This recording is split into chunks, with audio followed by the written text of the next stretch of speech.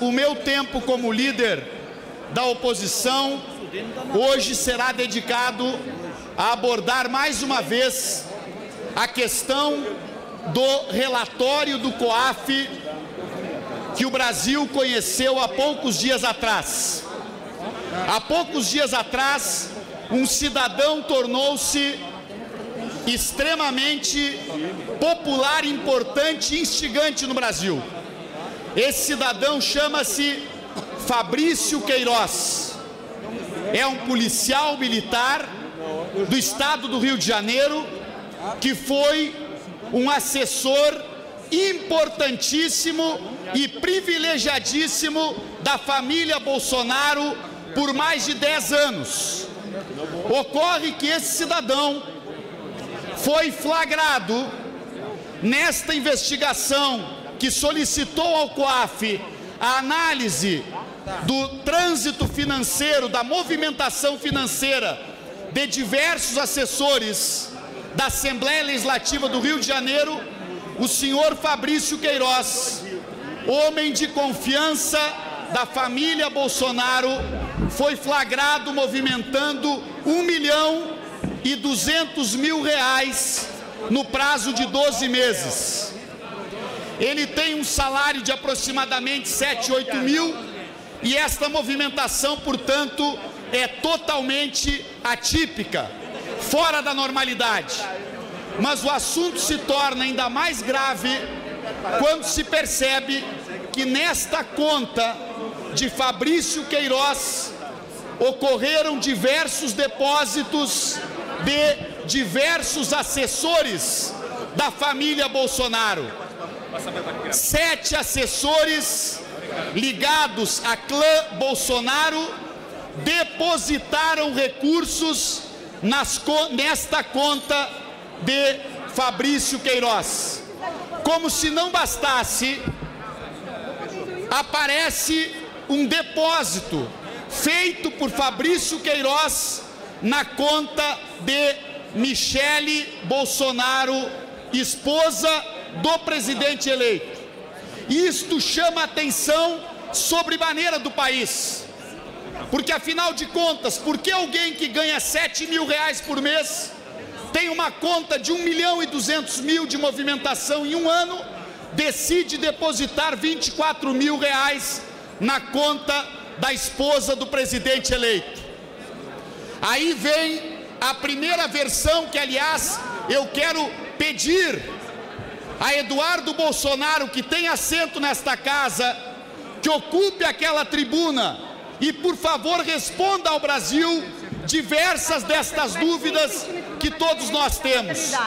E aí vem a primeira versão dada pelo presidente eleito, aliás, eleito sob fortes suspeitas de diversas ilegalidades, dentre elas o disparo em massa de mensagens através de WhatsApp pago com Caixa 2, que está sendo investigado. Mas ele diz: eu emprestei R$40 mil para Fabrício Queiroz. Isto reforça a tese da absoluta principalidade desse assessor na vida da família Bolsonaro. Mas chama atenção, por que emprestar R$40 mil para uma pessoa que movimentou R$1.200.000 em um ano? E aí se pergunta e pede a Eduardo Bolsonaro que nos diga, talvez aqui em nome do pai, por que este empréstimo foi feito totalmente sem documentação. Vejam bem, um empréstimo de R$40 mil feito para um assessor que movimenta R$1.200.000 por ano, numa conta que teve 7 assessores da família Bolsonaro depositando dinheiro, e aí o presidente eleito fez um empréstimo de R$40 mil que não tem documento nenhum. Aliás, seria bom pelo menos que aparecesse um extrato de conta mostrando que Bolsonaro depositou R$40 mil na conta de Fabrício Queiroz. Ou quem sabe Bolsonaro faz empréstimo em dinheiro vivo, tipo agiota, pega R$40 mil, bota num pacote e entrega na mão de um assessor. Então as perguntas que aguardam resposta são as seguintes: quanto terá movimentado Fabrício Queiroz nos últimos 10 anos.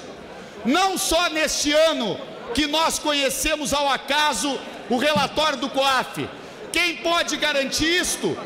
Ou a família Bolsonaro pede para Fabrício Queiroz apresentar os extratos desta conta dos últimos 10 anos, ou o que me parece institucionalmente mais correto, o Ministério Público Federal abre imediatamente essa investigação, chama Fabrício Queiroz para prestar depoimento e quebra o sigilo bancário desta conta nos 10 anos anteriores a este do relatório do COAF. Segunda pergunta que Eduardo Bolsonaro pode responder para nós: por que 7 assessores da sua família depositaram dinheiro na conta de Fabrício Queiroz? Terceira pergunta: por que Fabrício Queiroz depositou 24 mil reais para Michele Bolsonaro? Quarta pergunta: por que alguém que movimenta 1.200.000 no ano precisa pedir um empréstimo de 40 mil? Quinta pergunta: por que a exoneração, e esta é muito importante, por que a exoneração de Fabrício Queiroz ocorreu exatamente um dia antes da busca e apreensão que foi determinada pela Justiça na Assembleia do Rio de Janeiro?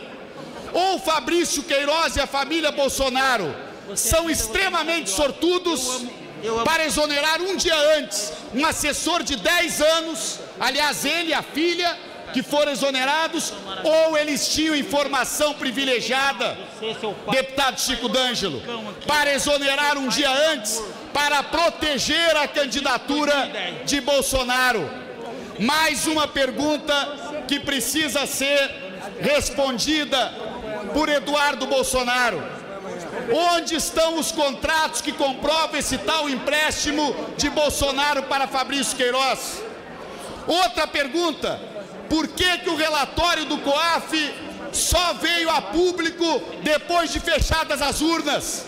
É a participação do Ministério Público e do Judiciário no processo eleitoral, protegendo Bolsonaro, como aliás fez o juiz Sérgio Moro. Flávio Bolsonaro, senador eleito, se encontrou com o juiz Bretas entre o primeiro e o segundo turno, poucos dias antes da exoneração de Fabrício Queiroz. E aí surgiu uma notícia no jornal O Globo de que Bretas estaria sendo cogitado para ocupar uma vaga no Supremo ou no STJ, aliás, do mesmo jeito que Moro. Pelo jeito, os juízes que são militantes da candidatura de Bolsonaro têm vaga garantida no Supremo como prêmio, a partir do que fizeram para proteger Bolsonaro. Por fim, eu quero pedir para a imprensa investigativa brasileira, Rede Globo, Record, por favor, entrevistem Fabrício Queiroz. Esse homem não pode estar sumido. O Brasil precisa ouvir, assistir uma entrevista com Fabrício Queiroz. Quero pedir mais: Ministério Público Federal, e eu peço 1 minuto, presidente, só para concluir, 1 minuto, presidente.